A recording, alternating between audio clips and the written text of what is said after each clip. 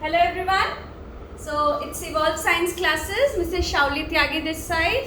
Today we are going to start with Newton's third law of motion. This belongs to class 9th chapter forces and laws of motion.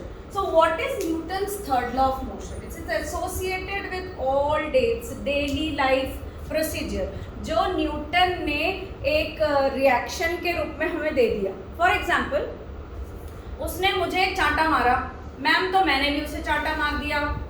तो इसमें क्या हुआ? उसका action था और आपका क्या था? रिएक्शन था.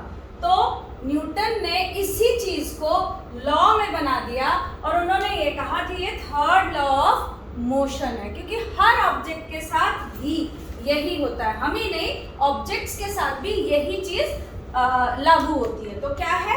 Every action has its equal and opposite reaction. Action क्या है और रिएक्शन क्या है? बॉल है, आप बॉल से खेलते हो, चाहे आप ग्राउंड पे मार रहे हो बॉल को या वॉल पे लगा रहे हो. तो जब आप बॉल को ग्राउंड में मार रहे हो उतनी ही ऊंचाई से वो बॉल उछलकर ऊपर जा रही है. So this becomes action and this becomes reaction. How is the reaction possible? Who is giving the force for the reaction? आप यहाँ से फोर्स दे रहे हैं तो एक्शन हो रहा है, और ग्राउंड यहाँ से फोर्स दे रहा है तो रिएक्शन हो रहा है. So here equal and opposite reaction. अब इसी टॉपिक को एक थोड़े डिफरेंट वे में समझते हैं. आप दो बच्चे हैं जैसे खड़े हैं और खेल रहे हैं. एक बच्चे के पास स्पंज का बॉल है और दूसरे बच्चे के पास आयरन बॉल है. तो क्या दोनों ही एक ही टाइप का रिएक्शन शो कराएंगे? No. Why? Because the sponge ball has lesser mass. जिसका मास कम होगा उसकी एक्सीलरेशन ज्यादा होगी, और आयरन बॉल का मास क्या है? ज्यादा है, तो उसकी एक्सीलरेशन कम होगी और वो नीचे गिरा रहेगा, वो बहुत ऊंचाई तक नहीं उछल पाएगा. But still it will show the third law of motion, but in a very little manner because it is dependent on mass. Same way balloon. एक बलून में हवा भर लीजिए और उस बलून को यहाँ से टाई नॉट मत कीजिए और उसे ऐसे ही छोड़ दीजिए. हाथ में पकड़े पकड़े उसे छोड़ दीजिए. जब आप उसे छोड़ देते हैं तो ये बलून जो है ऊपर की तरफ जा रहा है. क्यों जा रहा है ऊपर की तरफ ये बलून? क्योंकि जो एयर है वो प्रेशर दे रहा है कहाँ? ग्राउंड की तरफ. Air is coming towards the ground. तो ये बन जाता है action of the air and with that the balloon moves as a reaction upwards.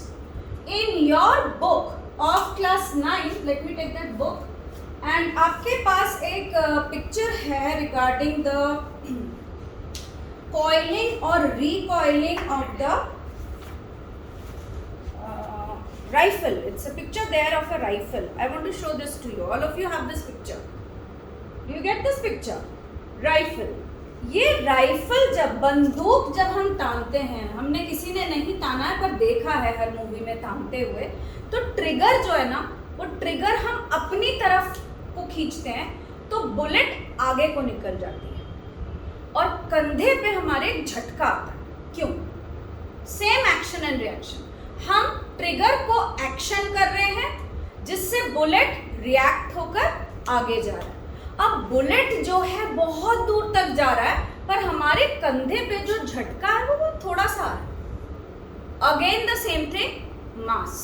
Bullet का जो मास है वो बहुत कम है. More will be the mass, lesser will be the acceleration. More will be the force, more will be, that means you have more mass. तो जितना हमारा मास कम होगा फोर्स हमारा उतना ही ज्यादा होगा. So these are some things which relates to Newton's third law of motion. I hope everybody has understood it. So the next chapter और the same chapter, the next topic will be conservation of momentum. Stay tuned, take care, bye bye. कर दिया.